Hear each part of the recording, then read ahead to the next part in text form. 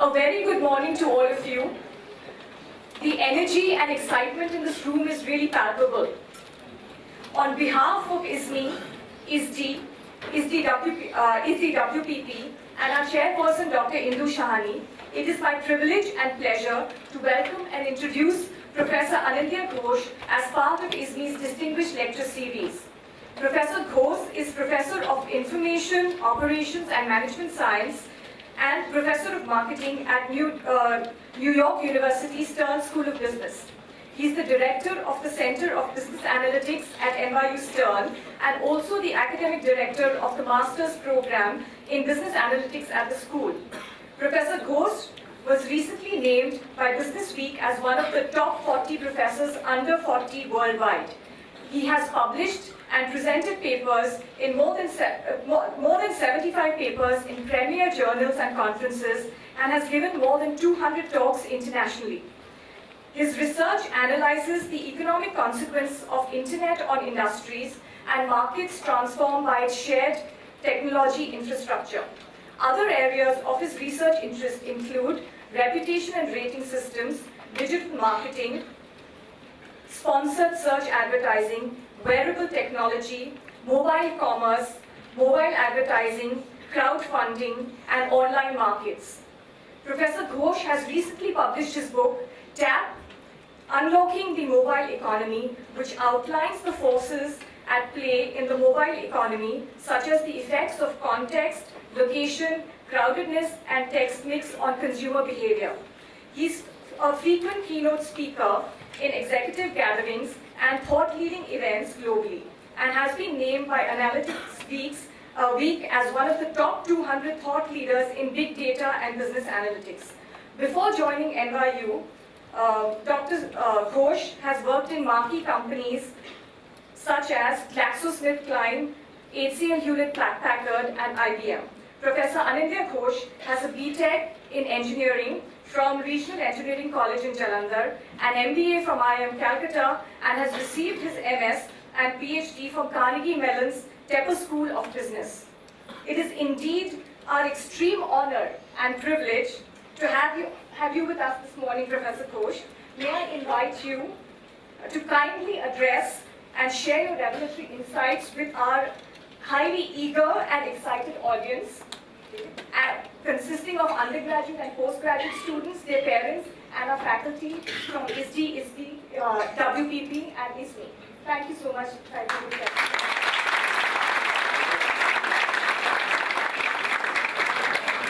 Thank you for the kind introduction. Good morning. Good morning. I love the energy in the room. So I am delighted to be here. I'd like to thank Siddharth and Indu, who I met in New York, and for having me here. So, what I thought I'll do today is, 2-hour sessions can be long, so I don't want to make it a monologue. I hope we can make this interactive. And what I thought I'll do today is share with you, my sort of perspective and, I call it vision on how I see the mobile economy, the digital economy shaping up, based on what we've seen in the past and what I see coming in the future. I also want to emphasize a couple of important skills. My background, as you'll soon see, is basically in the field of big data and analytics. So I'm trained as a data scientist, doing econometric modeling, predictive modeling, field experiments, and so on. But as I was talking with your dean, that increasingly I feel that one of the more important skills is actually going to be in design science. And I know some of you are from the design school. And to kick it off, a short anecdote. I have an 8-year-old daughter. She goes to school like many other kids. And I'm part of the parent board in the school, so we often provide curriculum feedback and guidance to teachers in the school. And for the longest time, because I was convinced that the future set of skills are going to be in analytics and programming and coding, I kept emphasizing those sort of skill sets. In the last couple of years, the group of us who were part of the parent body actually picked up a major fight with the school principal and the administrative bodies, because we are now increasingly convinced that rather than focusing only on programming and quantitative modeling and so on and so forth, the school should actually have courses or classes in design science, creative thinking, collaborative project management, and so on. And you'll see, and then as I go along, I'll tell you why. In a lot of the skills that I have today are in fact going to be automated away in 10 years. I have no doubt about it. Okay?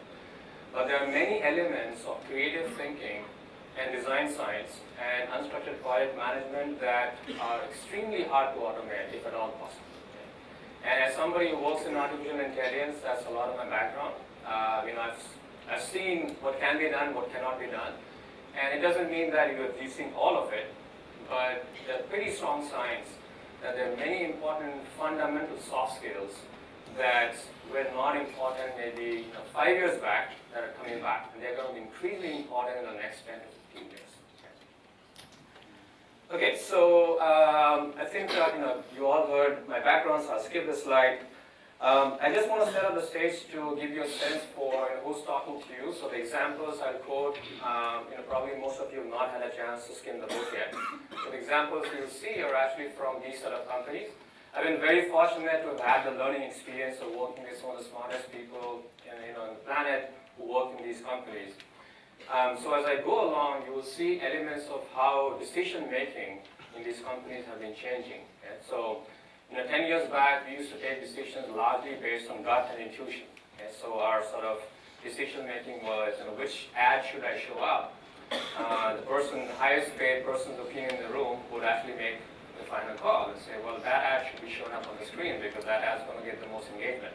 That's changed a lot fundamentally over the last 10 years because now the highest paid person's opinion is no longer as important because he or she is going to be replaced by the person who uses data to drive decisions. These companies are in different parts of the world, and one of the things that also excites me as an investigator is consumer behavior. Okay?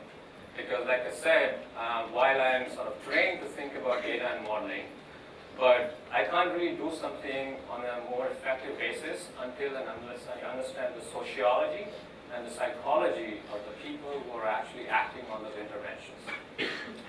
And so the reason I started working with companies in different parts of the world is to basically investigate, is consumer behavior different in the US versus China versus India versus Brazil versus Western Europe or someplace else. Yeah? And quite incidentally, quite interestingly, I found that a lot of the behavioral patterns we see are very, very similar. Okay? So for example, the average millennial in Sao Paulo or in New York City or in Shanghai or in Mumbai or in Seoul is very, very similar in more ways than we can think of. Okay? Which is useful to know for brands because as brands get more global, right, they don't have to personalize the interventions in these countries anymore. They can take insights from one and apply them in the others. So, if I had to sort of paint the landscape of this economy, I'd like to think of this as 6 different modules. The internet economy is massive, as I'm sure this is, as an audience, I don't have to, preaching to the choir, so I don't have to explain to you. But there are many elements of the internet economy that are still evolving. Some have evolved. We know a lot about digital marketing. We know a lot about social media, but we don't quite know a lot about mobile yet.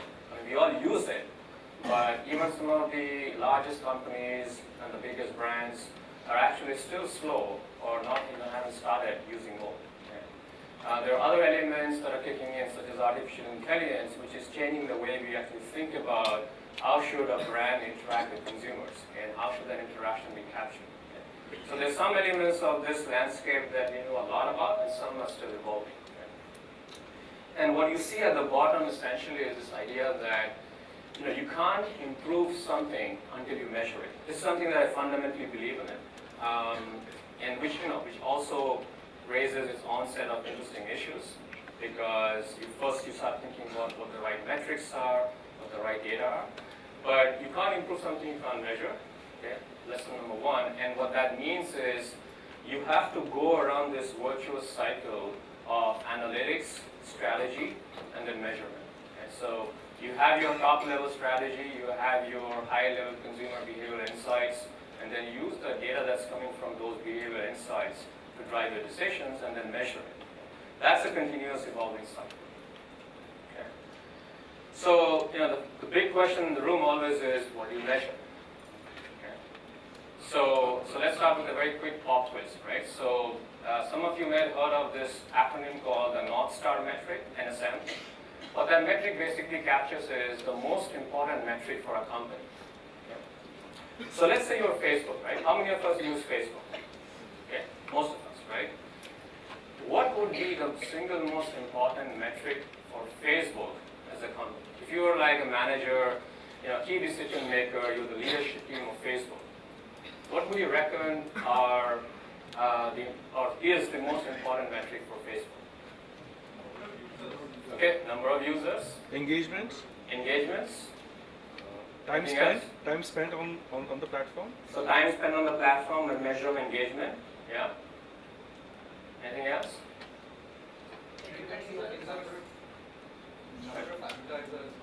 Advertisers, right?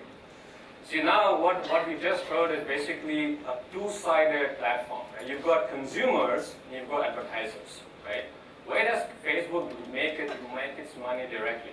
From advertisers, right? 85% of its revenues come from advertisers. And yet, the first three metrics we heard as being important are all about consumers. Number of consumers, time spent by consumers, engagement levels, and so on. The reason that's important is this is a two-sided market. Right? You can't have engaged consumers unless you have the right content. Advertisers won't flock to your platform until you have engaged consumers.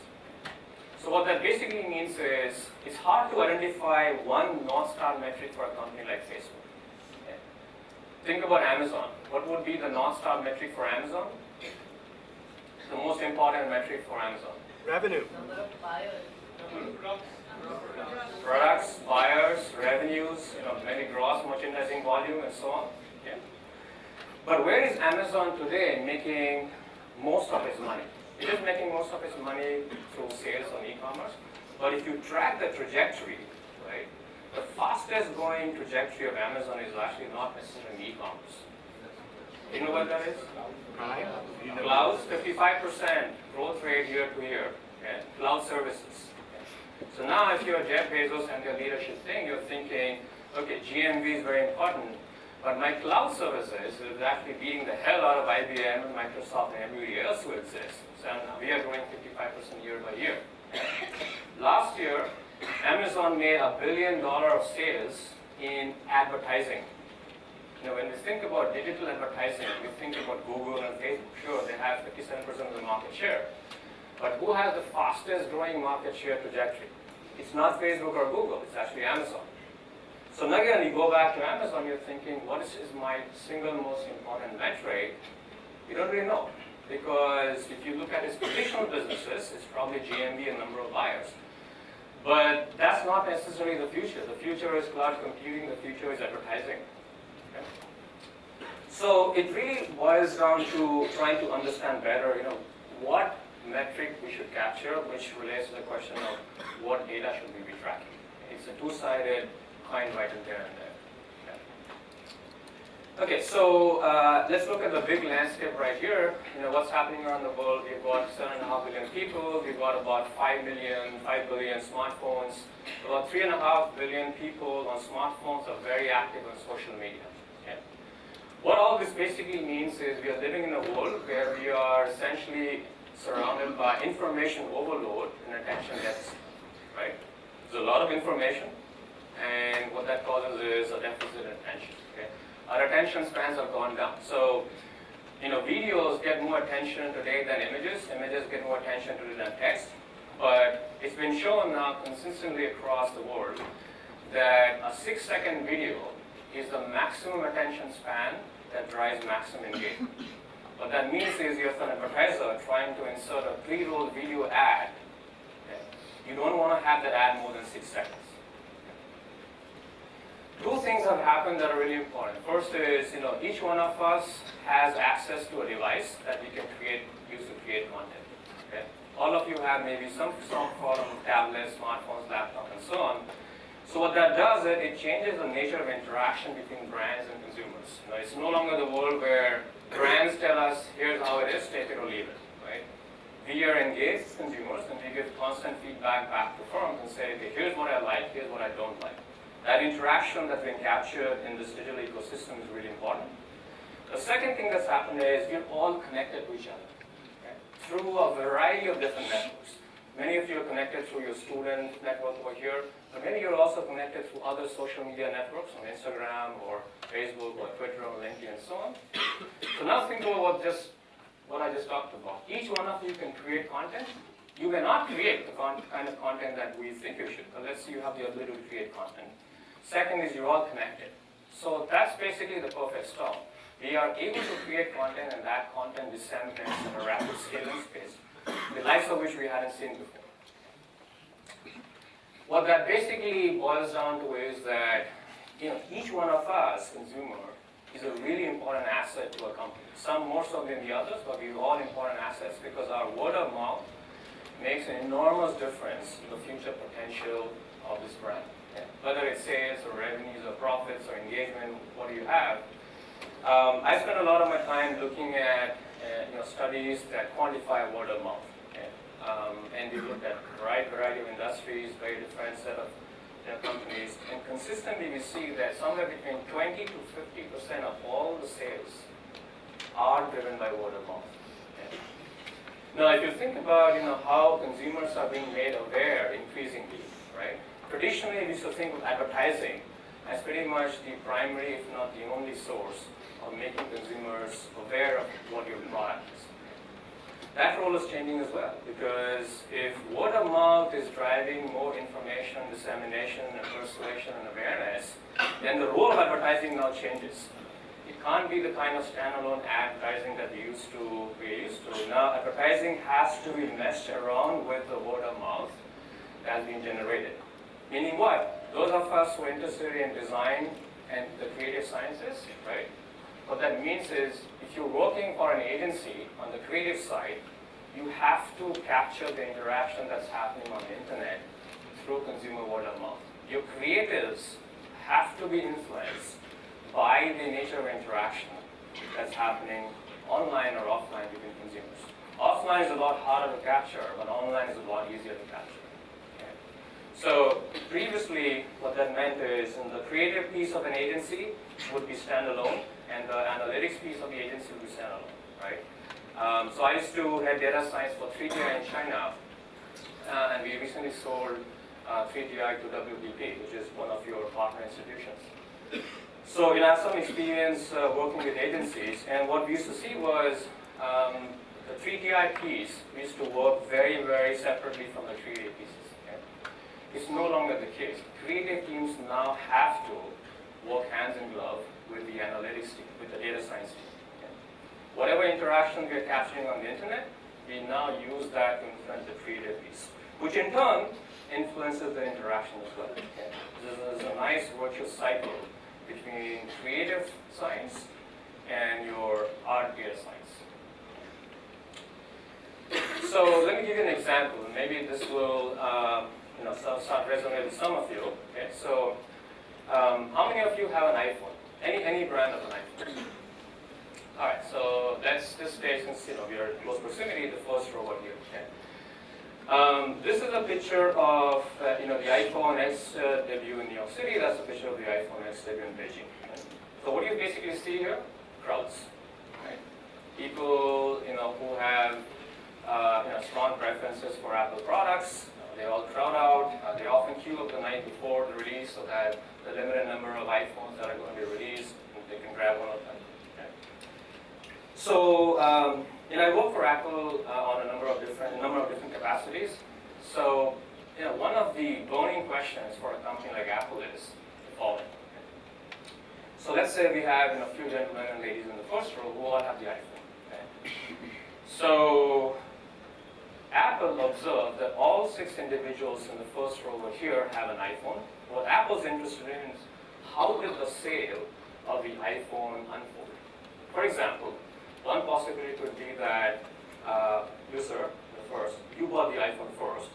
You're connected to your friend on his right. You're connected to your friend on your left, and so on. So you buy the iPhone first, and then you call up your friend and say, look, I really love the iPhone X. Okay? Facial recognition, wireless charging of batteries, you gotta buy this. And then you love it too, and so you call up your friend on your left and say you gotta buy this too, and you do the same and so on. Yeah? So One process is, this is known as peer influence, right? One individual buys a product and he or she increasingly influences other peers to end up buying the same product. You basically become the brand advocate. The other possibility is that there was no evidence or no theory at all of causal peer influence. Instead, all 6 of you are early adopters of all Apple products. You are very strong, aficionados of Apple products. Anytime the new iPhone comes out, you buy it. Okay? Maybe you met at an iPhone promotion store in CES in Vegas. You became friends there. So it has nothing to do with the fact that you actually influence any of you. Rather, all 6 of you have intrinsically very similar products for electronic gadgets, especially for iPhone. And you would have bought the same phone anyway, even if you were not connected to each other. Okay? So the two are very, very different processes, right? One is evidence where peers are influencing the others. The other is simply a story of birds of the same feather flocking together. So we think about this question day and night. Okay? And I want to sort of get maybe some interest in why this is important, but maybe not in a minute, right? We think about this day and night. First we think about, is it possible that peers can influence each other? I think by now you know the answer is yes, right? There's enough evidence. Is it possible that peers can influence each other to pay for a product? And it's one thing to say that, hey, I really like that movie, go and watch it. The other is something else to say, invest $1,000 in buying a product. Is it peer influence, or is simply the case of what we in marketing analytics refer to as homophily? Which is the 6 individuals who bought Apple's iPhone X are fundamentally very similar in their intrinsic preferences for electronic products, especially for iPhone products. And there's no story of peer influence, it's simply a case of homophily, which is basically that people with similar preference for the products would have bought it anyway. Okay? So why is this important? What would, why would a brand like Apple, or forget Apple, even maybe, a much smaller brand, yeah? Think about Nike shoes, right? Nike is also very interested in this. Why are brands interested in disentangling whether it's the first story, peer influence, or it's the second story, that it's just a story of homophily? Any thoughts? Maybe if it is the first story, they will have to target at one person and then they automatically know that the rest of them will get. They will have to try to convince everybody. They will try to focus on one person and who can that one person can work for the rest of them. Yeah, so one great point made by Jumit is, if it's the first story, then brands can simply focusing on figuring out who to target, because then they know that the person who they've targeted would become an advocate, and he or she would then essentially pass on the advocacy to their friends. Okay? Yeah? In the second case, you're absolutely right? Your name is? Ruben. As Ruben said, in the second case, segmentation becomes more important. You see, what have we been doing in marketing for the last 50 years? We've basically been doing market segmentation. What is similar to the 6 individuals here? Based on demographics. That's all we've been doing. Age, gender, income, education, etc., etc. Once I find out what is similar in terms of demographics, I'm essentially going to segment the market and say, okay, how many people, men between the age group 35 to 40 who prefer so and so would also buy my product. The next thing I'll do is find out who else in the room are men between the age of 30 and 35, okay? And similar with other possible demographics. So that's the big difference. In the second case, I'll go back and resort to what we do as classic market segmentation. The first case, I'm not going to do that. I'm going to do what you said, which is to identify who I should target and have them become the brand advocates. Which then begs a follow-up question. How do I find out who in this audience is the most influential customer? If I am Nike, or if I'm Apple, or if I am McDonald's or Pizza, whatever brand you can think of, Citibank, right? How should an organization try to identify who in this group of, 300 people maybe, is the most influential customer? Who should I see? Yeah? Who people look up to. So what we heard is who people look up to. How do we define, since we are in a world of data, How should we define looking up to? Any thoughts on that? The influencer, the kind of an influencer in terms of his maybe followings or his research, his work, or whatever. Exactly, right? those Now we're points. talking the kind of influencers based on, let's say, metrics from Twitter, the number of followers, the number of followees. Other thoughts?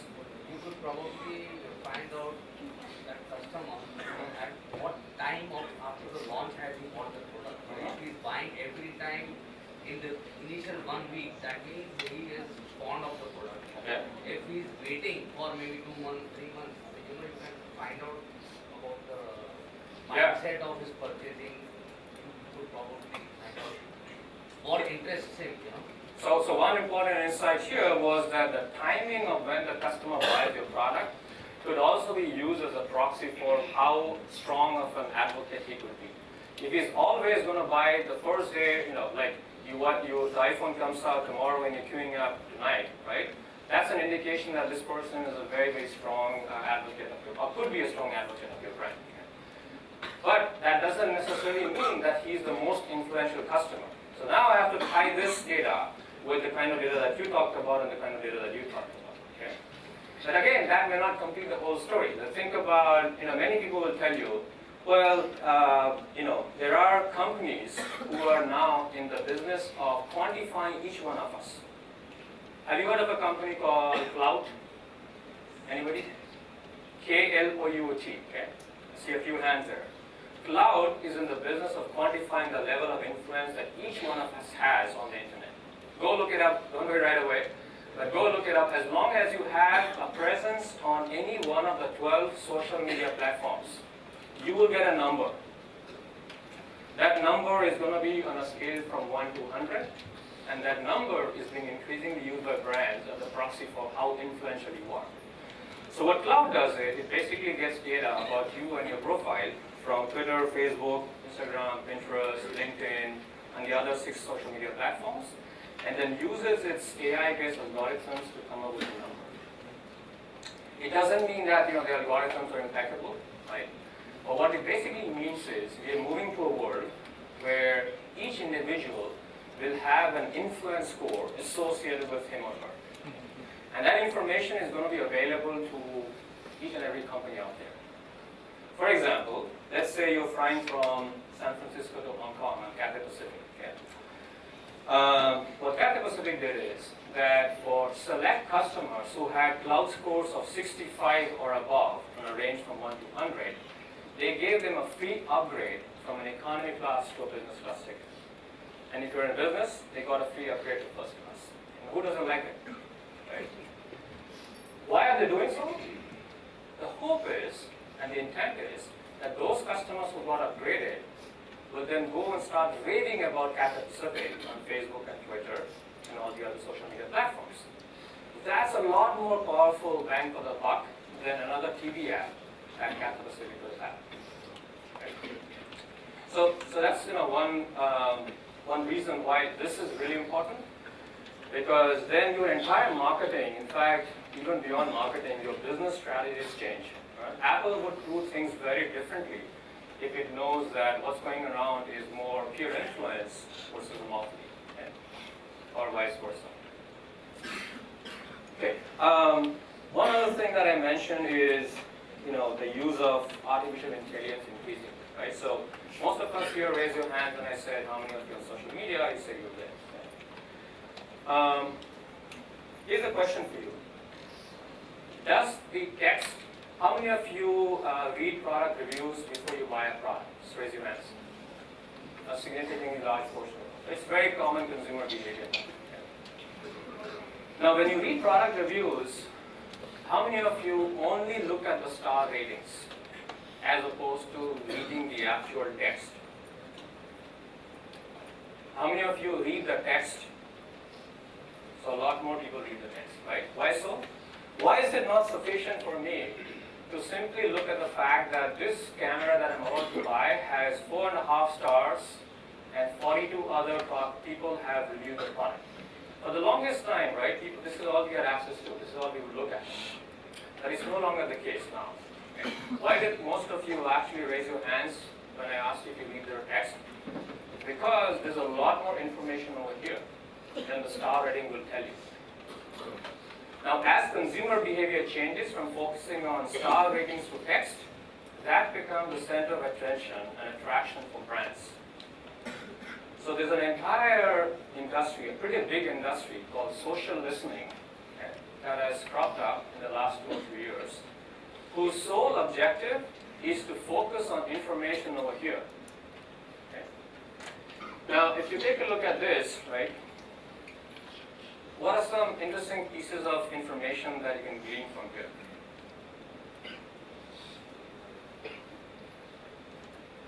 Camera allows you picture quality. Now, who buys a camera for reasons other than a lousy picture quality? Okay. But beyond that, it is informative because this reviewer talks about the fact that it's easy to use, it has a long battery life, it's waterproof. There's a lot of information that's embedded in this review. There is a non-trivial chance that a review of this kind will influence future customers with regard to buying a product. Okay. The previous information, while informative, is not sufficient. It's not sufficient because I don't quite know what is it about this camera that people like and don't like. This information rather now tells me. Now whether I act upon it or not remains to be seen. But what we are seeing now is that the accuracy of forecasting models for brands ranging from apparel to cosmetics to shoes to travel, hospitality, banking products, on an average the accuracy increases by more than 10%, which is a huge bump in forecasting accuracy. When I have models that exclude this information versus models that include the textual information, the accuracy of my forecasting goes up by 10%. When you're dealing with billions and so on, 10% is a big number. Okay. So here's an example. When I say forecasting accuracy, what I'm trying to forecast is nothing but sales. Here's a project we did with 3 different camera manufacturers. And in each of them, basically, you see there's a wide disparity in sales. Okay? This is over a 5-year period. You see with this brand, what's going on is that sales have been declining over time. Okay? They're having some short spikes, but sales have declined. With this brand, sales went up for the first 3 years, and within the last 2 years, sales started going down. And with this camera manufacturer, the sales are consistently going up over the 5-year horizon. What each of these 3 manufacturers wanted to figure out is what's going on, right? If you're not changing any we're not making any changes in the design, so what's going on? So that started a long exercise where we basically started thinking about every single aspect in our lives that can influence our decision to buy a product or not. Many of you have taken courses in marketing, right? So you know the 4 Ps, price, promotion, placement, and all that, right? You throw in all of that. You throw in advertising, really, really important. Traditional advertising, television, radio, print, new forms of advertising, digital marketing, search engines, display ads. And you then start throwing in promotions, and so on and so forth. Once you throw everything in, it's still couldn't explain why the 3 brands with very similar prices and very similar set of features had widely disparate sales trajectories.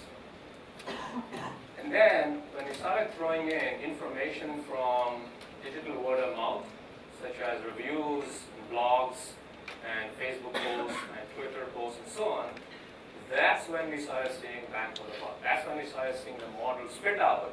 That after you control for everything else that has historically influenced our sales, the real difference came in the form of customer word of mouth. Okay? So this brand, for example, had a tremendously positive set of reviews and blog postings and Facebook postings consistently over the last 5 years. Okay? Whereas this one had over declining sales sentiments, and this one had very fluctuating volatile sentiments. So once we threw sentiments in the model, that explained why these things were fluctuating. Which brought us to the question, many of these brands said, okay guys, you talk about reviews, but how many people actually write reviews? So raise your hands, how many of you have ever written a review? Okay, so I count about 3 here, about 10 here, 12, maybe about 10 over there, so collectively about 30. That's 30 and 300 people. That's 10% of us. Very, very reflective of what the real world is. Okay? See, most of us, we do not create content, and we actually even don't even contribute content. Okay? So creating content could be like writing a review, and contributing could be writing a message below the review. Okay? It turns out that 90%, actually this worked out perfectly fine, 10% of us, right? 90% of us are learners. We essentially leverage the information that others have created. 9% of us are contributors, only 1% actually create content. So it's a huge problem for brands. How do we incentivize consumers to create content? Now that we know that content is so powerful, and in fact increasingly maybe more powerful than traditional forms of marketing and advertising, it's really important for brands to figure out how do I incentivize the remaining 290 of you to create content. So let's see. The rest of us who don't create content, what might motivate you to create some content? What could a brand do for you or give you to create content? Let's see some responses, yeah? Discount. Sorry? Discount. Discount, okay. So some monetary benefit like a discount. Others, yeah? Can brands create their own content? They can. That has its pros and cons. We might get to that in a second, but they can. A good experience. A good experience. Okay, clearly, I mean that's pivotal to the product or the service that you're actually buying. If you don't have a good experience, it turns out actually, the reviews are very bimodal. I've done some work for Amazon over the years and some other platform companies, and it turns out that people generally post reviews when they have very positive or very negative experiences. Okay. What other incentives can they give you? Priority. Something unexpected, hopefully positive. Okay. Like what? Like a monetary benefit or? Okay, so experience and monetary benefit, yeah. Priority, first amongst, so you become a select kind of an audience for the first thing, so you become into the first list, so you become a loyalty. Okay, like an early product release. So if a new product comes out, so then you become an influencer, but you have a brand for yourself, which is the first one. So we're getting some great ideas here, right? So there's some talk about monetary responses, there's some talk about, being in the priority list. Easy platform to Okay, an easy access to create content. Okay? Like Amazon does it really, really well, right? So we started looking at this. The reason this is a big problem is, most of the 290 people, you might be thinking, the reason you don't do so is because, what do I get out of it, right? What do I get out of creating a review that might benefit others? Some of you, benefit from, might be thinking about altruism, but assessing value, the effort that you put into creating content is not trivial. Okay? It's not very easy. So like I said at the very beginning, I am very interested in consumer psychology and sociology because everything I've done in the last 15 years has taught me and trained me that data and modeling can only get me to a certain point.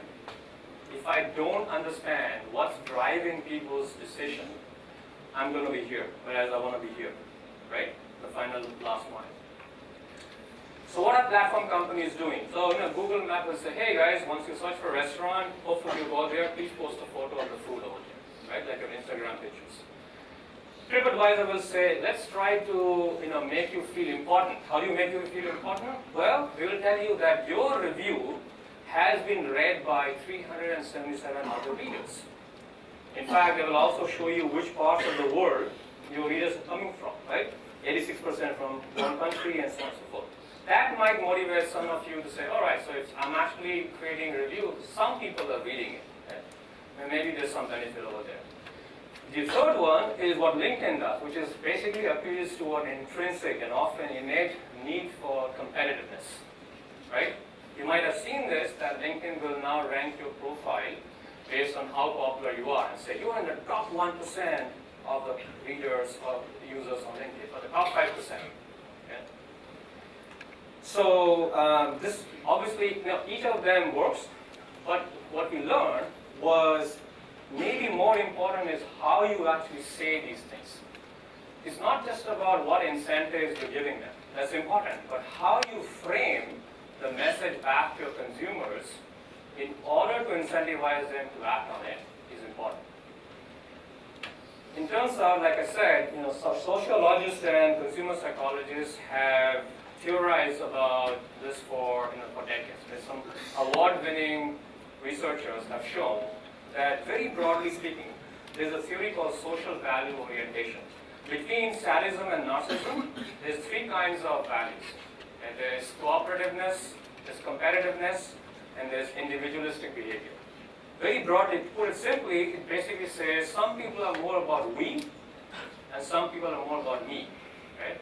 So the we's are the ones who are more about, they're very pro-social, they're very altruistic, they want to help other people. So those guys who create reviews, who belong to the we, they do so because they want to help other people. If you've had a great experience, if you had a very bad experience, you want to have other people also be informed. Others who create reviews are because it's about helping yourself. It's not so much about altruism or pro-socialness, it's about you want to portray a certain image about yourself on social media. Okay? So we started looking at what kind of framing can actually incentivize people to create content, even before we got into other incentives like monetary value or community feeling and so on. Turns out, a very simple but important tweak in framing makes all the difference in the world. So here's an example. We worked with some companies in China. This is basically a food sharing platform, okay? Where like experts can go and trade in their recipes for different culinary products. Okay? I mean, most countries have something like this. I'm sure there's something like this in India as well. If not, it's a great idea. So what happened was, again, we had the 99-1 rule. 90% of people on this food sharing platform were lurkers. They're not creating any content. They were just consuming content created by the 1%. We said, we are going to frame this message in three different ways. First is, let's make it very cooperative. Say, dear XYZ, some person, your foodie talk post has been liked 49 times. You have provided cooking inspiration for 49 other users. That message is basically being framed in a way where you feel like your actual content is having some action. So it's making you, it's appealing to innate preference for cooperativeness. The second one is more individualistic. Say your foodie post has been liked 95 times, and you are ranked in the top 3% of all foodies on Meshi. Okay. The third one is saying, let's appeal to your competitiveness. Your foodie talk post has been liked so many times, you beat 98% of all the other foodies on Meshi. Simply by changing the creative content in these messages, we saw a non-trivial and often an exponential adoption in content creation. So what this taught us is, even before I get into monetary value and saying, let's give you a discount, right? Or let's make you feel part of the community, we can actually make people act simply by framing the messages and using our creative skills. Okay. Well, then turned out that worked for a while, but then obviously, we all want to do even better, right? So while the messaging worked, then we got into the two ideas that we heard about, which is community feeling and monetary benefit. Okay. So now, having done this successfully for Meshi, the next company that got interested in this is Alibaba. So most of you probably heard of Alibaba, right? And here, Alibaba has two aspects to it. One is Taobao and one is Tmall. One is B2C, business to consumers, and the other is C2C. So here, one of the largest apparel sellers on Tmall, which is where people essentially buy and sell, buy clothes, came and said, look, we have a very small fraction of people who post reviews. And we know from all the prior work that reviews actually matter. And we've also tried the framing and that works, but now we want to do even better. So now, what can we do to incentivize even more participation from these users? Okay. The framing really helped, but now can we make it better? So we said, look, here's what we've seen. Basically, the two things that directly appeal to consumers are, number one, monetary benefit, give them a discount, or give them a coupon, and so on. The other is, again, appealing to their intrinsic preference for feeling important in that community.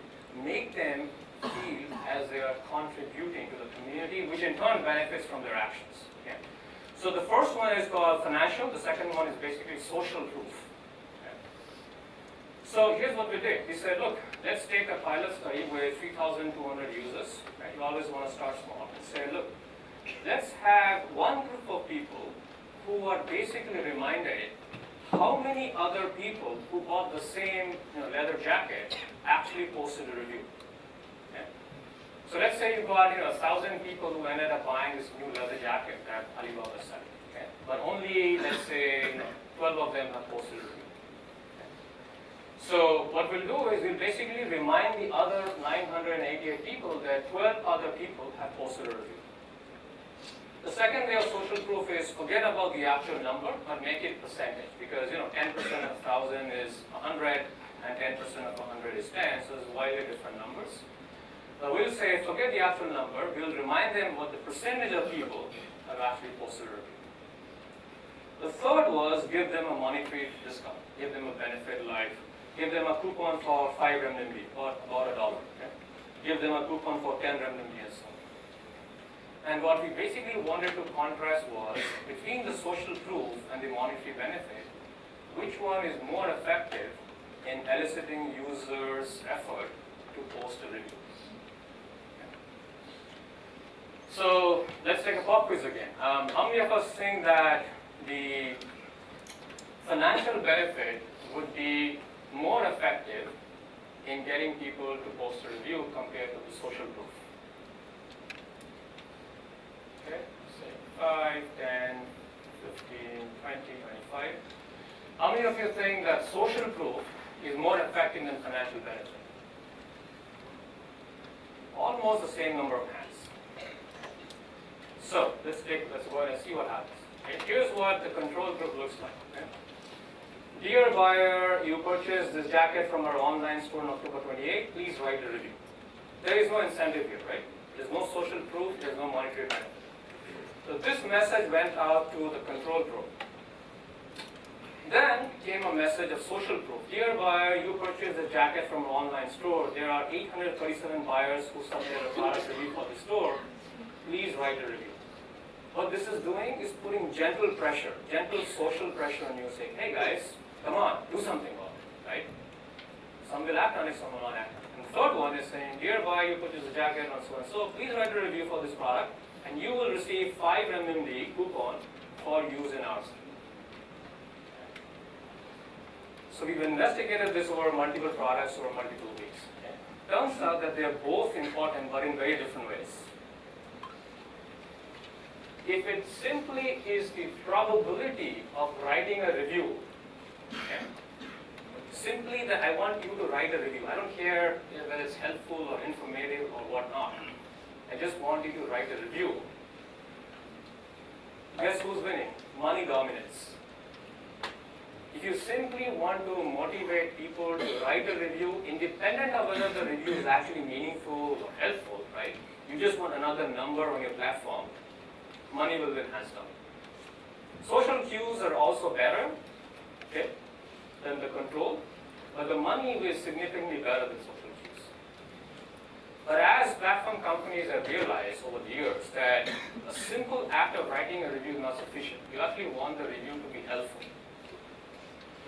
So then we started looking at the review quality, and there are different metrics, starting with the length, and there are some natural language processing metrics. Turns out, when people are given social proof, they actually write better quality reviews. So even though the probability of writing a review is higher simply by giving people a monetary incentive, the quality of those reviews that are written is much higher if people are given social proof. So, so these set of projects, again, the primary motivation, wasn't necessary to, help Alibaba or these companies, but for me, the primary trigger was understanding how consumer psychology, how consumer mindsets change. Okay, so the last thing I want to talk about in this remaining 5 minutes is to recap, and before I get into my the core, which is on mobile economy, is to set the stage up and say, we've all heard about big data. Okay? Now, many recruiters often, this is one of the favorite questions in recruiting interviews across undergraduates and graduates and postgraduates is, hey guys, so how should we define big data? How do you define big data? So the best way to think about that is, don't focus on the size. Size matters, but size is only 1/4 of what big data really is all about. Okay? There are other aspects of big data.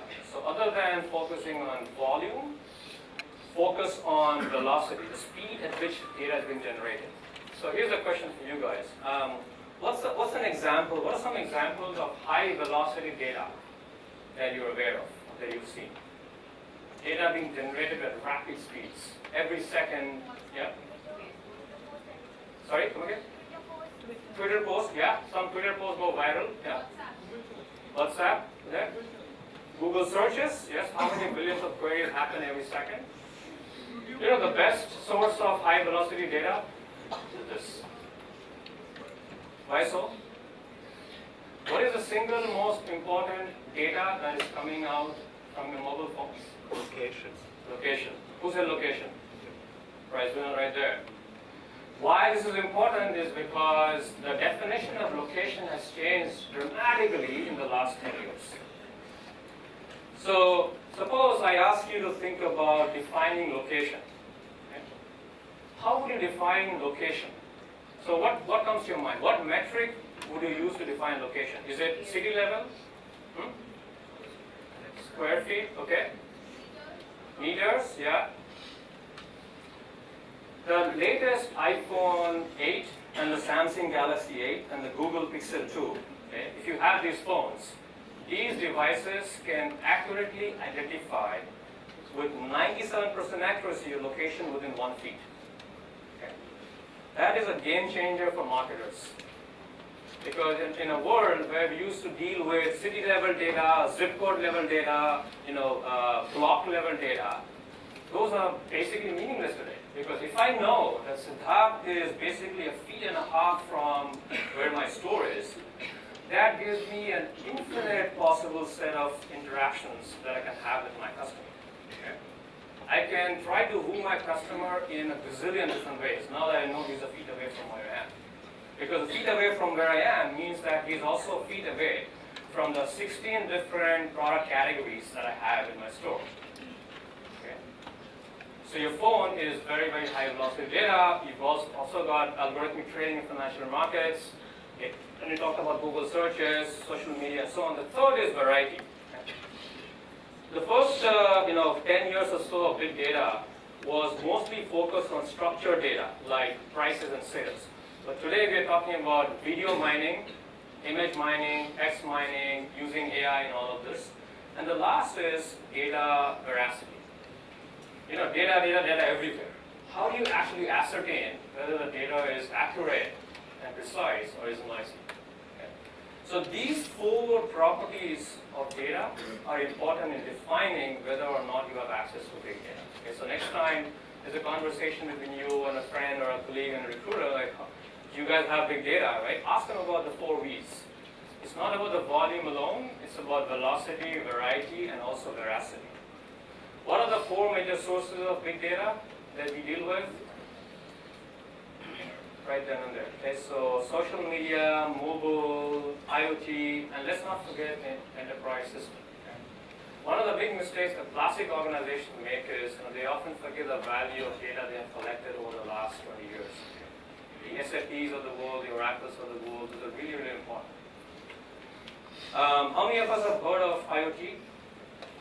Okay, great. How many of us have used maybe an application of IoT? Yeah. So think about, what were some of the earliest applications of IoT? Well, Nike was one such company that started embedding chips in your shoes. Okay, so if you were a runner and if you had a Nike shoe, you most likely had a shoe that had a chip embedded in the shoe. Right? So Nike is in the business of garnering all of that data. Okay? But why so? Like, what is Nike trying to achieve or benefit from getting access to that data from the shoe? What would Nike want to do with that kind of data? Predict their sales or the shoes, or get ancillary products to that particular shoe. Excellent, right? Predict sales of products or get or sell accessories or ancillary products. Yeah? What are the shoes used for, like running or sport or something? Yeah, what kind of shoes are used for, what kind of sports is it used for? Yeah. Yeah? The life of the shoe. Okay? That turned out for Nike the single most important asset.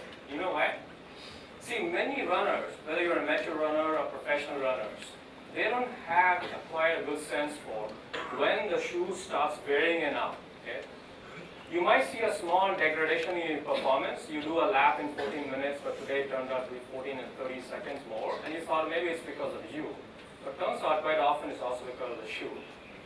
So if I have to ask you to guess, after how many miles does a running shoe start wearing out sufficiently that shows up as a degradation in performance? Throw a number at me. 100 miles? 300, what else? 100? 100 and 1,000. So it turns out that this survey was asked to professional athletes, and the number they came up with was 550 miles that the professional athletes thought. They thought that their shoes starts degrading after 550 miles. The reality was 145 miles, a 4 times difference. Okay? If professional athletes can't figure out when the shoes start degrading, how would you expect a common man to do so? So what Nike started doing is, as soon as your running shoe hit 145 miles, it started sending you personalized messages. Hey Siddharth, you like to run 6 miles every day. Your shoes just reached the 150 mile mark. It's time to get a new shoe. Okay? A very personalized reminder, and not everybody acted on it, but a lot of people acted on it. Okay? And that's what the brand is hoping to get, right? Even if you get 20% bump in your sales at a 150 mile mark, as opposed to waiting for 550 miles, that's a big bump in your revenue. All right, so let's, I talked a lot about, how data is being used in some of these industries. So now I want to get into talking about one particular, having given you the landscape picture, talking about, okay, so this is the subject of my book. So let me start by showing you 5 different charts, okay? And then I'm going to ask you a question about this chart. Okay, so pay attention. What are the 5 sources of information that we have access to? We can be reading print. Some of us read newspapers and magazines. Some of us get access to information from radio. We might be watching TV. We might be having access to the internet, or we might be consuming media on mobile. What the blue histogram tells you is how much money are brands putting in each of these channels. And what the yellow histogram tells you is how much time are we spending on these channels. Now this is the first year for which we have data, and I'm going to show you data for the next 5 years. But when you look at the blue histogram and the yellow histogram, okay, let's take a look at this for a minute. What comes out at you? What strikes your attention? Are there some glaring, interesting, yeah? The print, there are very few people there, but a lot of effort is put into that. Right there, right? And Print has very few people. Only 6% of people are actually consuming media on print, but companies are putting in 4 times their money. That's a huge inefficiency right there. Okay? What else? That's the exact opposite of mobile. There is a 4-fold gap in mobile. We are spending 12% of our time, and yet companies are only putting 3% of their money in mobile. Okay? Let's fast forward a couple more years, but what I want you guys to start thinking about is the why. Why are companies under-investing in mobile? Okay, so start thinking about it. I'm going to show you a couple more years of data. So 2012, this was a $20 billion opportunity in the US alone. Okay? And like what I mentioned before, I've had the good fortune of working in the top 6 countries with mobile advertising. US, China, South Korea, India, of course, Brazil, and Germany. These are the top 6. Okay? When I add up the opportunity for monetizing this gap across the top 6, that runs into more than $100 billion. 2013, that gap actually increased. It was 9%. The following year, that gap became even more stark. 16% gap. Again, companies are under-investing in mobile dramatically. 16% is worth $30 billion in one country. If you take the next 6, that's close to $150 billion. Okay? Internet, TV, and radio are not that bad.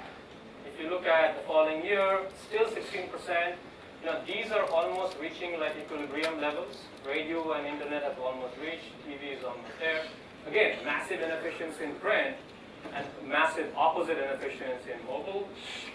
2015, the gap has come down a little bit, 13%, but still 13%. Okay? So, across the years, right, what do you think companies have been underinvesting in mobile? Because I feel the ROI is better in mobile. You spend $1, but you get a multiplier effect because your target audience is very specific. Okay, so maybe it is about ROI. Okay, what else? Yeah, analyzing the trend is heading towards What do you mean by trend? I think the media of advertising, the people used to trend, the original trend as in TV, printed newspaper. Okay. Okay. Maybe okay.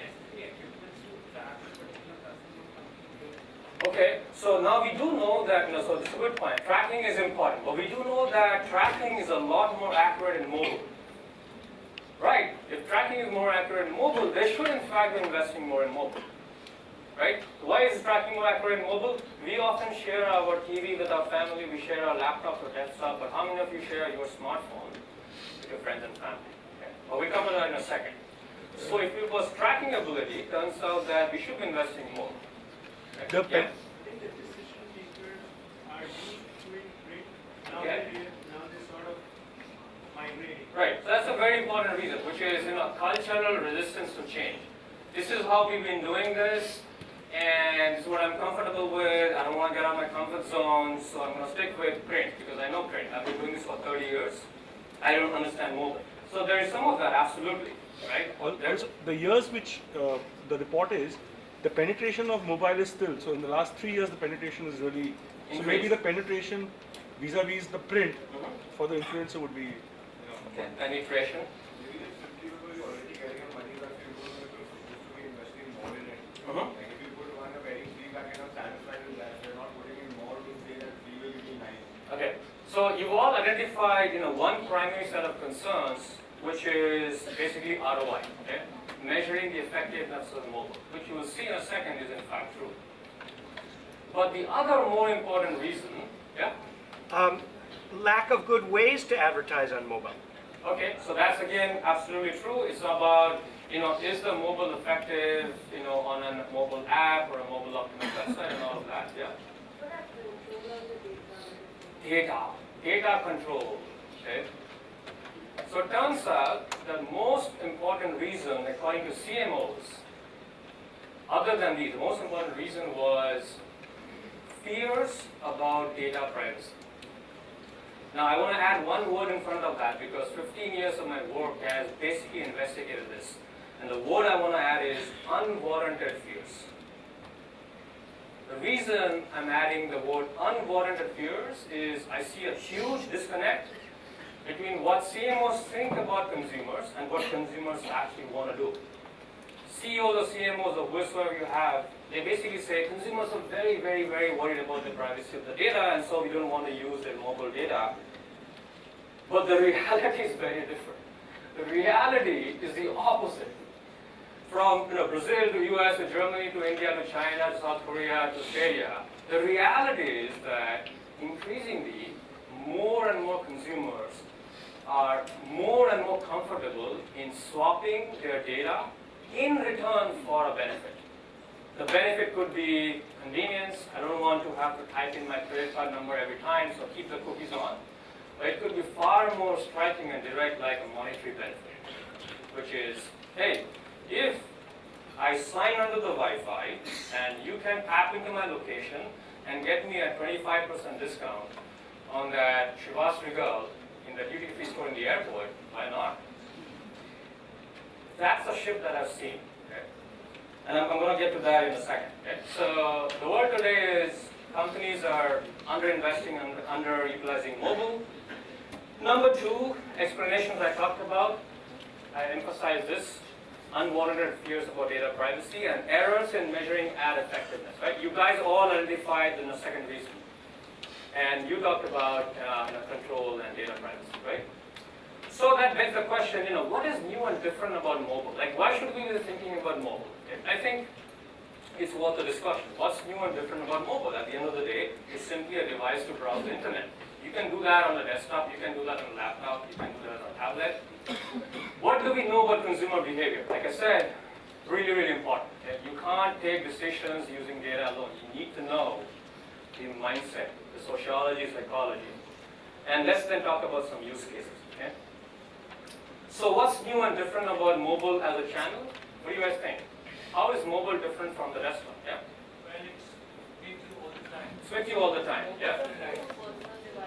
Exactly. This is exactly what we know. Personal, and it's with you all the time. Ubiquitous and personal. What that does is it is the single best and most accurate source of your location data. Okay? Now, every time I start talking about location data, there is a mixed emotion I see in the audience. Some people are creeped out, right? But some people say, hey, it's pretty cool because if I can essentially participate in this exchange economy, I am better off for it. Okay? But let's talk about why this matters. It's not just location data. You see, location data is like the layers of an onion. You can keep peeling up the layers of an onion to get to the core, right?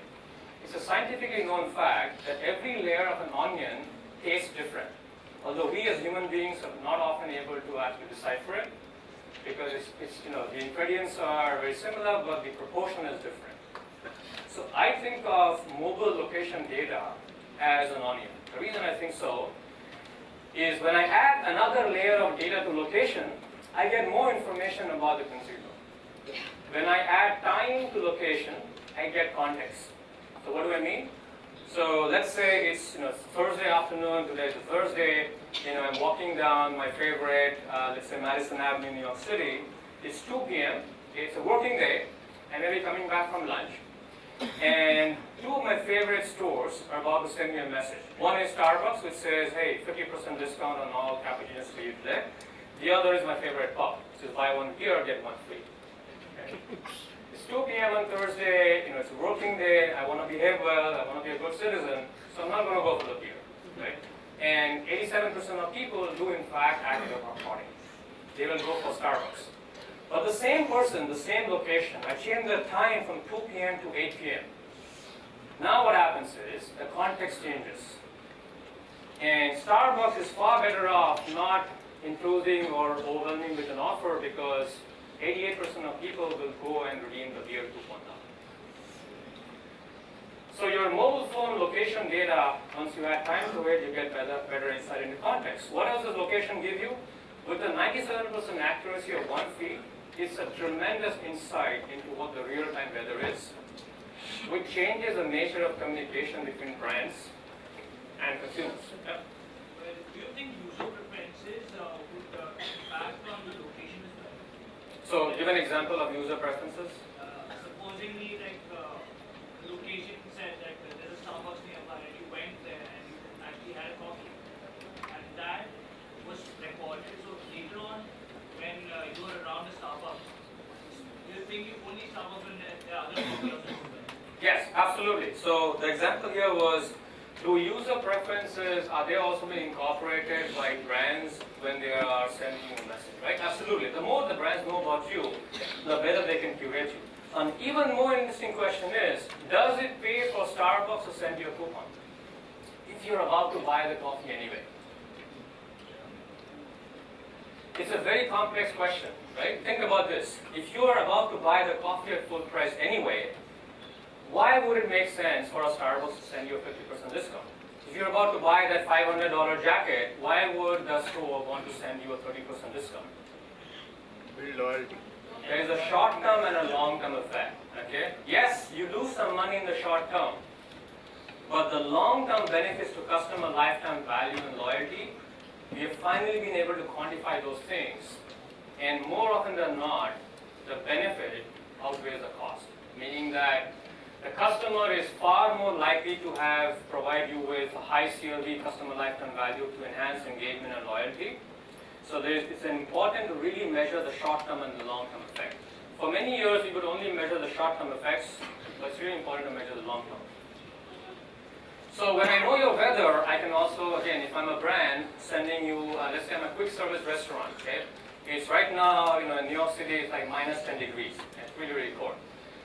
I'm about to go out for lunch, and there are, again, two different outlets about to send me an offer. The outlet that sent me an offer for a warm soup is far more likely to see redemption from me than somebody that sent me an offer for a cold salad. Okay?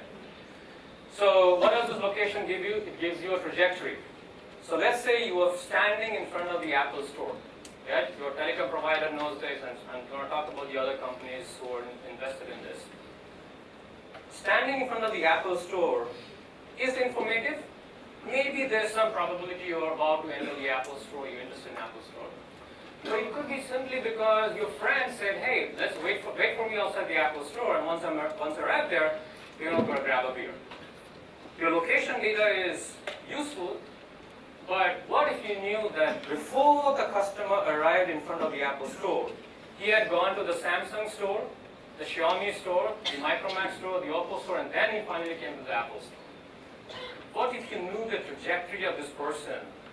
That would be far more informative and useful to you, because now you have a better sense that this person is probably looking for a smartphone or something in electronic products. Okay? Turns out that for 15 years, the likes of Netflix and Amazon have done this through online recommender system, right? People who bought this product also bought this product. People who watched that movie also watched that movie. Today, we are now able to do this in the offline world. Okay? So when you walk into your favorite shopping mall 3 years from now in Bombay, you will see this happen. Okay? There's some companies I'm working with in India who are very much interested in leveraging the similar technologies that we've worked with in China and South Korea, and replicate this here. Okay? So iBus is the name of a company. And essentially the way the technology works is you're essentially predicting, using your offline trajectory data, what is the likelihood of a customer buying a certain product. How do you get the trajectory data? Through this device over here. Okay? So let's see some examples now about how this thing actually works.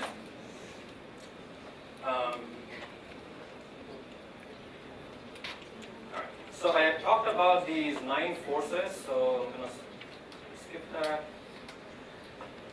And let's now talk about consumer behavior. I promise you I'm going to get to this. My book talks about several consumer behavior insights that we have, my colleagues and I have investigated. Okay? For example, many consumers want to be spontaneous, but they're actually a lot more predictable. We actually value certainty a lot more. Many consumers will find ads annoying, but turns out that we actually have a fear of missing out, FOMO. So the ads actually help us subconsciously appealing to us. We crave choices, but when we give people choices, they actually get overwhelmed. So choices are often not the best way to go about it. And then last but not the least is this. From North America to South America to Europe to Asia, we are now seeing increasingly that there's a disconnect between what consumers think they care about and what they actually do. How many of you will give up your friend's privacy for one slice of pizza?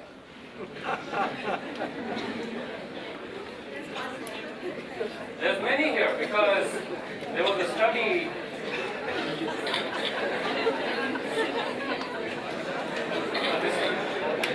I know. This was a real-life study done by 3 prominent. This was a study done by MIT and Stanford economists that showed that more than 4 out of 5 people, that's 80% of people, okay, will give up the email addresses, the phone numbers, the mailing addresses of the 3 best friends for one slice of pizza. So we are now in a very different world where basically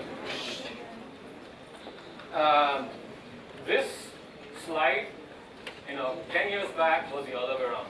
In 2007, when I started working in the mobile economy, I consistently saw that the importance of some value, convenience, or economic benefit was much more than the importance of data privacy. In 2017, or now it's 2018, it's turned the other way around. Okay? So like I said, the average millennial, okay, which is obviously sort of the millennials, the Gen Zs, the I generation, to some extent the Y generation, right, Gen X, right? the other 5 generations that we classify, and baby boomers. So the I generation, which is the youngest of them, followed by millennial, then Gen Z, then Gen Y, then Gen X, and baby boomer. Between the I generation, Gen Z, millennials, we see rapid adoption of this mindset. And if you're a decision maker in a company, you're thinking 5 years or next decade, right? These are your core customers. These are the people who will be buying your products and becoming advocates. If their mindset is changing and saying, here's my data, give me something in return, that's something you should not ignore. Okay? The other thing that many of you pointed out is the importance of metrics, and you're spot on with this. You said, it's a question about ROI, right? About measurement. Turns out that many CMOs will say, mobile is only 5% of all my sales, so why should I actually focus on this? Turns out that mobile actually makes an influence on over 40% of all your transactions, offline and online. You know how? Because we often get exposed to the product first on this device, and then we may end up buying it offline, but we got exposed to it on this device. So when we did the attribution studies, turns out mobile was 40% of all your influences. Okay? So let's talk about some use cases. Like I said, you'll see a few examples in the next half an hour or so. I'll crisscross it from North America, Europe, Asia, and so on to get a flavor for what's going on. And while I emphasize the importance of AI, that's my background, so I use data science and machine learning and deep learning for all of this. But what I've really learned is the importance of understanding the sociology of customers. Because none of my interventions will actually make sense if I don't understand what is driving consumer behavior. Okay? So let's talk about an example. This is the city of Seoul. Okay? So any of you have been to Seoul? Anybody in the room? Okay, so I see a couple of hands there. So this is Gangnam. Everybody heard of Gangnam style? Right. That's Gangnam right here. This is basically like Times Square in Manhattan, or every major city has a place like Gangnam. So here is John Doe. Okay? So any one of us in the audience is John Doe. John Doe lives here, and John Doe works here. So John Doe on Monday leaves from home to work. He goes from work to maybe a client call, and from client call he comes back home. This is John Doe's typical trajectory. Basically, John Doe is a commuter. Okay? But on Fridays and Saturdays, instead of commuting from home to work, what John also does is he in fact makes additional pit stops. He goes to a third spot over here, a fourth spot over here, and then he comes back home. How do I know this?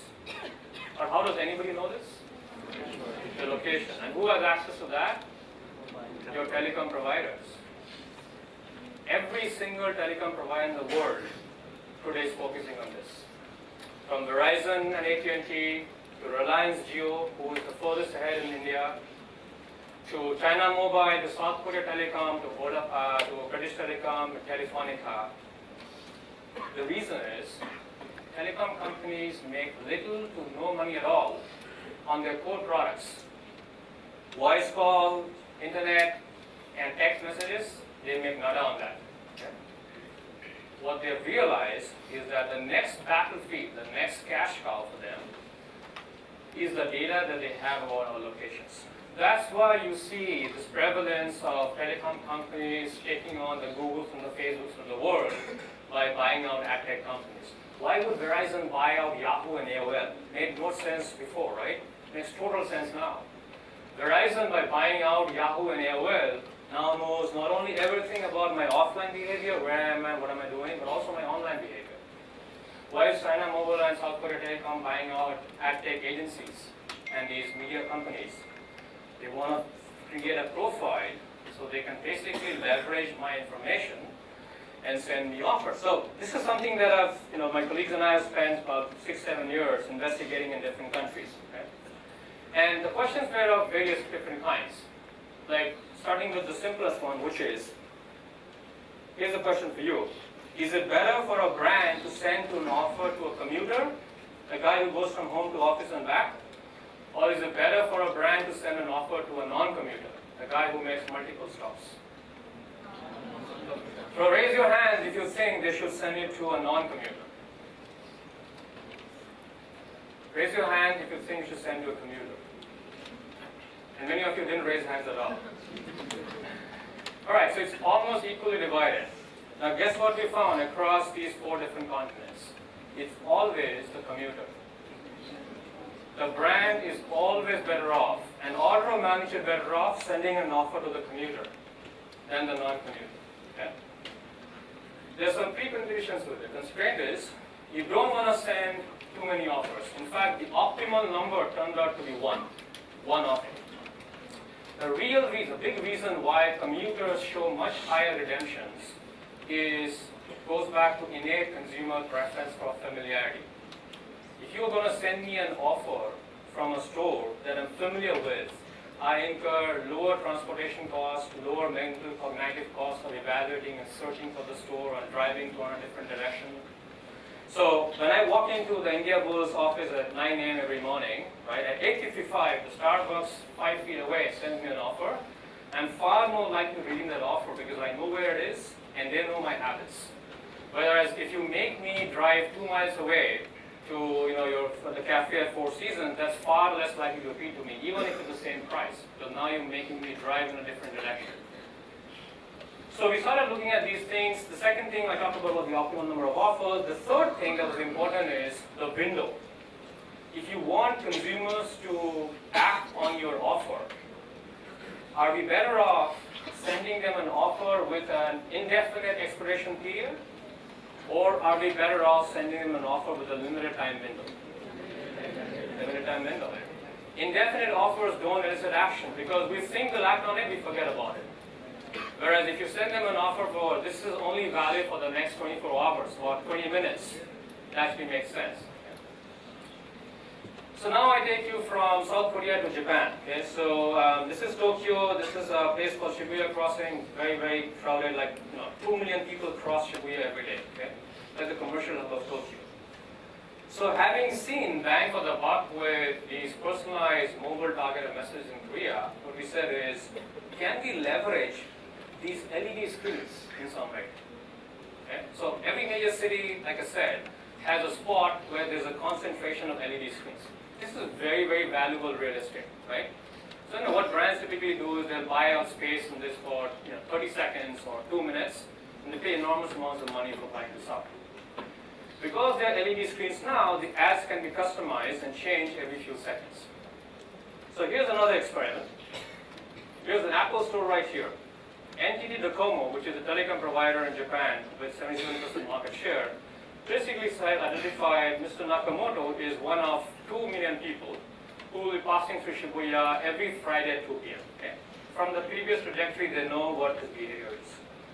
So at 2 p.m. on Friday, tomorrow, when he's passing through Shibuya, it takes anybody about 2 minutes to pass through that crossing because it's crowded. And that 2 minutes is also the window in which Apple has bought out a new ad slot for the new iPhone X. So now, at 2 p.m., Apple has bought out this ad, and Apple, along with NTT Docomo, has identified about 100,000 other people who are going to pass through Shibuya at that point in time. And they're also very viable customers for them. So here, at 2 p.m., he gets to see this ad. There's some probability that as he passes through Shibuya, this big iPhone X ad with the acoustic system and the sound system will actually flash in front of him. Exactly at 2:02, Mr. Nakamoto gets a targeted message from the Apple store saying, "We're only 10 feet away from where you are, and for you, sir, today we have a 20% discount on the iPhone X." Okay? So basically what you're doing is you're combining 2 different channels, exposure on the LED screen and a targeted mobile offer. And we found redemption went up 400%, 4x. Okay? So while the result was not surprising, the magnitude blew us away. We were not expecting a 4x jump in these things. The result was not surprising because, again, going back to consumer psychology, sociologists and marketing psychologists have predicted for the last 10, 15 years that consumers, when exposed to the same brand message across 2 different channels, that increases the propensity to buy the product. There is a synergy. When you see an ad on TV and an ad on your internet device, there's a synergy that's created. Now let's go to Western Europe. Okay? This was a project that involved more than 374 cities and towns in Western Europe. And the question was really simple. Okay? As you can see, this is basically an app. This is written in German. This is one of the countries under our collaborative projects.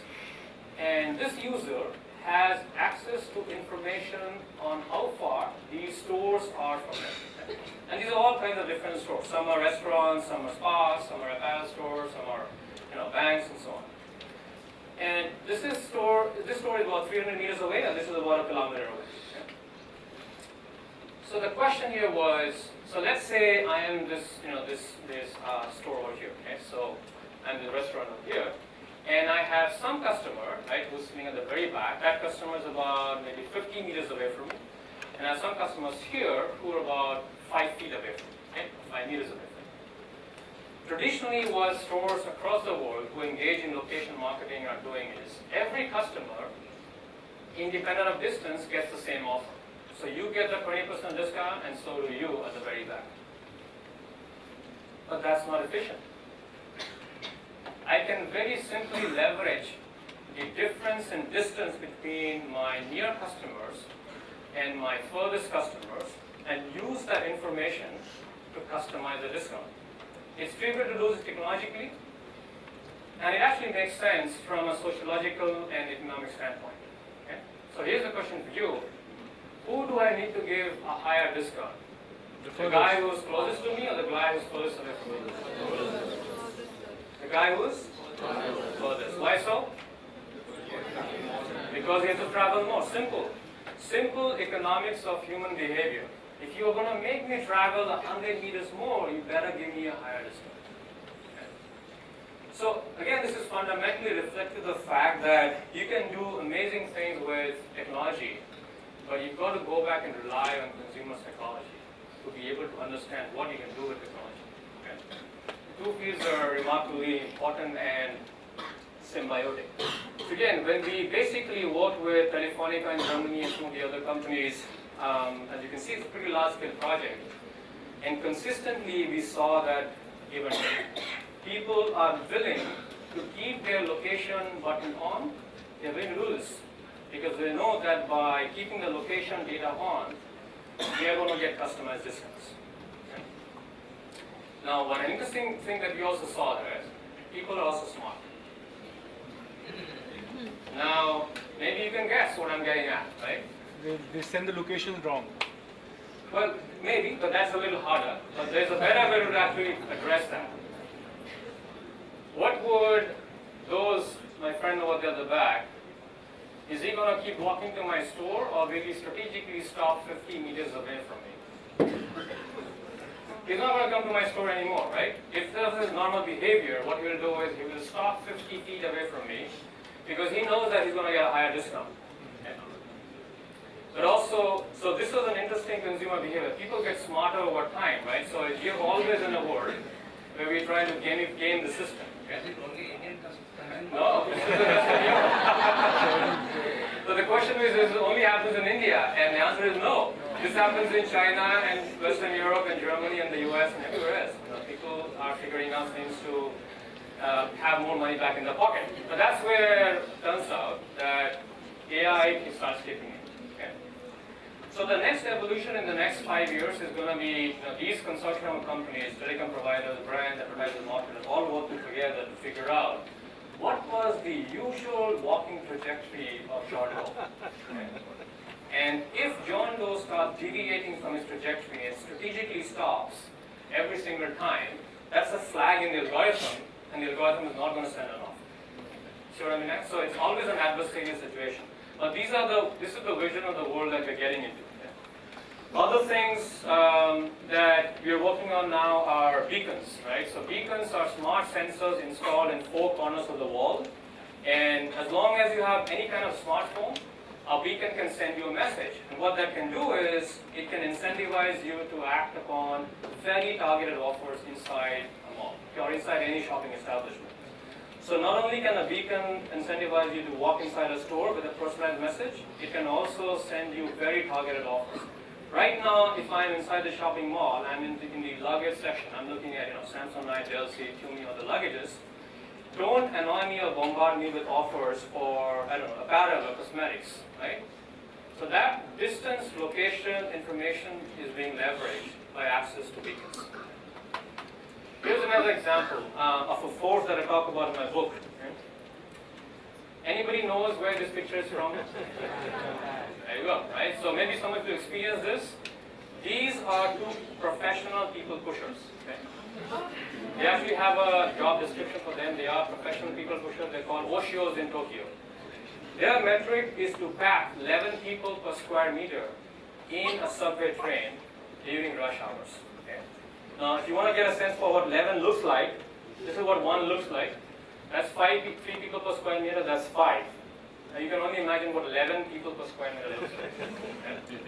We do not want to be in a Tokyo subway during rush hour. Actually, I take that back. You should try this once. And you'll feel a lot better about what happens in Bombay.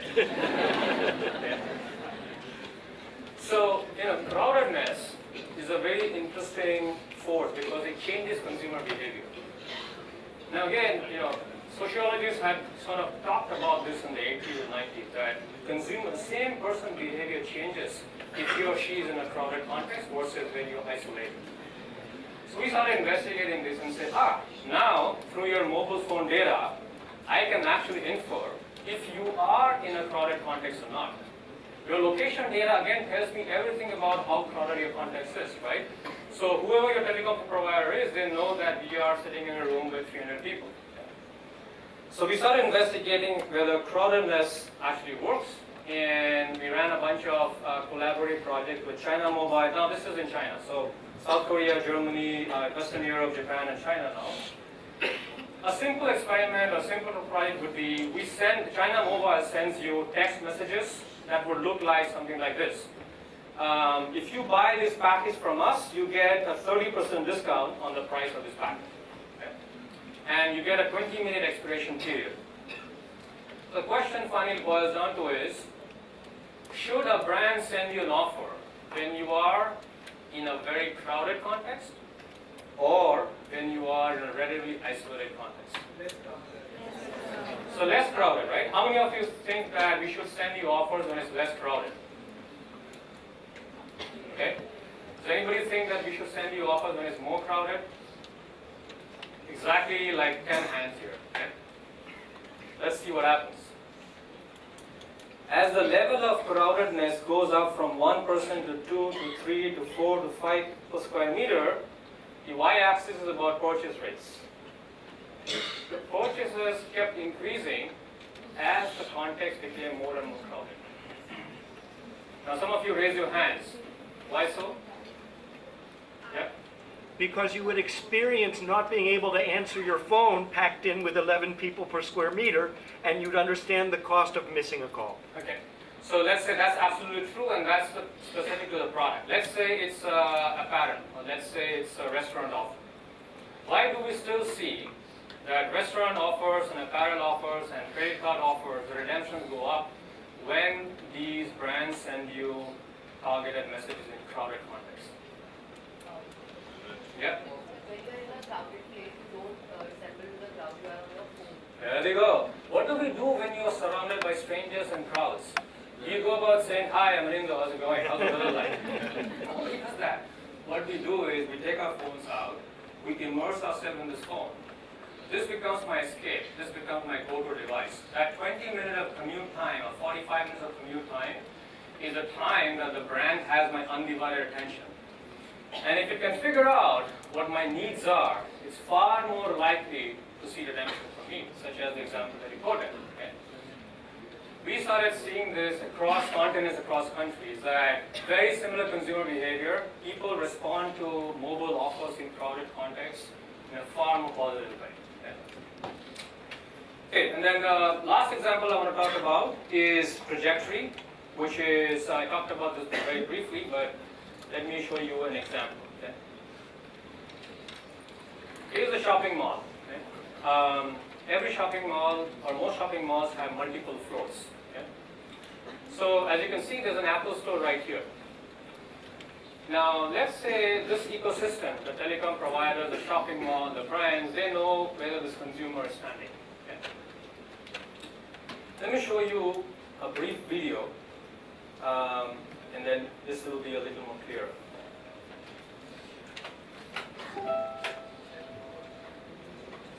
Customers assume that online retailers record their every click. But when shopping in the real world, they don't expect that their every move is being analyzed. A growing stable of technologies that allows brick-and-mortar stores to collect extensive data on customer behavior may be changing that. In a lot of the stores, video cameras are being used to gather this information, and in some, all you need is this connected to a Wi-Fi network in order for the stores to track you. Now, security experts say that this is a matter of some concern. Customers don't realize they're being tracked when they're going into a store, and they can't access this data. The stores themselves say they're just doing what online retailers have done for years. You can see that as people are coming in, there's little green circles around them. Those little green circles are data points. RetailX follows the path of a customer through a store. So from the time that they enter the building, and then what they do inside that store. Do they go left? Do they go right? And when they go up to a fixture, how long are they standing at that fixture? Are they going to actually make a purchase from that fixture? We're kind of big data applied in a retail store environment. Stores like Swatch and American Apparel have used this kind of software. The software can anonymously differentiate shoppers by gender, tell children from adults, and recognize repeat customers by Wi-Fi signals from their phones. The technology is similar to a Cisco system that has been used by Copenhagen Airport to analyze how travelers move through the terminals. If you do business in a physical location, you need to make the most of the utility of that space to increase revenue. Even the corner coffee shop is getting in the game. This specific chart is the visit duration, which tells us how long people are spending in our store. Phil's Coffee in California uses a platform called Euclid Analytics to track potential business as well as customer activity. It can tell us roughly how many customers are passing by our stores compared to how many customers are actually coming in. Additionally, it tracks dwell time, which tells you how long people are in the store for. That becomes really helpful when you want to better understand the activity of your clientele and make tweaks to your operations and the design of your store accordingly. Okay, creepy or cool? Right, no matter how we react to it, the message is the world is changing. Okay? So whether you're on the consumer side or the marketer side or the mall or the telecom provider, right? This is the future. So it's useful sometimes to think about, take a step back and say, all right, so if this is the future, right, what is it that we can do about it that we benefit from, either as a consumer or as a marketer or both? So I'll talk about one example of a project that we've been doing for the last couple of years. This is very reflective of what the future will look like. Right? I'd say in about 3 to 4 years, you'll see this happening for sure in India, maybe even sooner. By 2020, you're likely to see this in airports and shopping malls, and this is what I'm getting at. The previous example was primarily focused on using Wi-Fi data to get access to your location, and then say, okay, this person is standing in front of the Apple store, so let's send him an offer potentially from Apple because he may be interested in Apple. But the future is going to go beyond that. The future is going to say, well, no, forget about just the location data. What if I knew that, this person, here he went to the Samsung store first, then he went to the Xiaomi, HTC, Micromax, Oppo, and then he finally came to the Apple store. It's what, like I said, Amazon and Netflix have done. If you look at fundamental behavior, these companies have been trying to predict online where our next destination is, right? So what is it about offline behavior that makes us feel creepy? Because we know that for the last 15 years, they've been doing this online anyway. It's a rhetorical question. I want you guys to think about this. What is different about our offline data that we feel reluctant? Some of us are very happy to share it, but some of us feel reluctant. Because over the last 15 years, in 2001, we used to feel very similar about our online data, but we've come around it. Okay? So if you have to make a prediction about how consumer behavior will change, this is going to be very normal. Okay? And so the message back is, how do we actually leverage that data? Okay? So let me give an example of what we did. So I've now worked with various airports and shopping malls in different countries. I'll talk about one specific shopping mall. This is one of the largest malls in Asia. it gets about 100,000 visitors every single day, right? 200,000 visitors on a weekend or a holiday. And the technology to leverage, as many of the airports and malls have started thinking about, is Wi-Fi. Okay? But it has to be done in a way where the organization becomes your butler and concierge, not your stalker. Okay? It has to be done in a very transparent way, meaning that there has to be a proper process of seeking your permission and informing you of what's going to happen with that. Okay? So, in the world of privacy advocates, it's a two-step formula to make the customer more comfortable. It's notice and consent. Notify the consumer how your data is being used and seek the consent. Okay? So that's why for the last 20 years, e-commerce companies will give you those privacy clauses on the website, but nobody reads them, right? Like 15 pages of text, whoever reads them. So that's not going to work in the offline world, but in fact, turns out you don't need to, because there's a far more crisper way of informing the consumer. Okay? And technology will only make it better. So we started going back to old school. Every customer who walks into the store or the shopping mall and who's about to sign into the Wi-Fi, the people want Wi-Fi in malls because sometimes the 4G doesn't work, the LTE doesn't work, especially if the malls are big.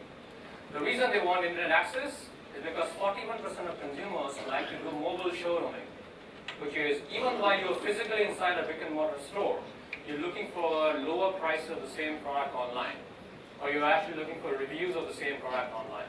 That's called mobile showrooming. That's 41% of people do that, and it's increasing. So they all want access to the internet. So that's an opportunity now for airports, retail complexes, shopping malls, to engage in that barter of give me your data and I'll give you an offer, right? So every customer walks into the mall is told, if you sign into the Wi-Fi, you have two options.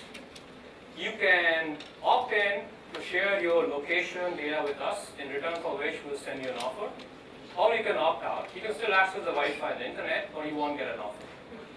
It's a very simple give and take that's communicated to the consumer, right? Give me your location data and I will give you an offer. If you don't feel comfortable, that's fine. You still get access to the internet, but you won't get an offer. Okay? So, we started replicating this in different countries, right? Like I said, all these 4 continents, half a dozen countries. Okay? The lowest adoption rate, take a guess, I should ask you to guess. What is the adoption rate of this exchange your location data for an offer? Give me a number. 94%. Very close. The lowest adoption rate was 81%. That's 81,000 people on a weekday and 160,000 people on weekends saying, okay, let me think about this, what you're saying. If I give you access to my location data through the Wi-Fi, you're going to put money back in my pocket. Yes, okay. That sounds like a good deal. That's a very different change in consumer behavior compared to 2007. So I'm not going to sort of bore you with details, but this involves a fair bit of machine learning and artificial intelligence. But maybe it's useful to mention the 4 dimensions of a customer's trajectory that we leverage. Okay? The first is when the person enters the mall and when he leaves. Think about your online behavior. When you started browsing and when you ended browsing. The second is your spatial alignment. Did you go from the first floor to the basement to the 7th floor to the 3rd floor to the 5th floor? Right? Did you go from CNN to ABC.com to ESPN to Times of India? Very similar. Third is semantic. How much time did you spend in each store? How much time did you spend in Amazon or ABC or ESPN or CNN? And the fourth is velocity. How fast do you walk from store to store?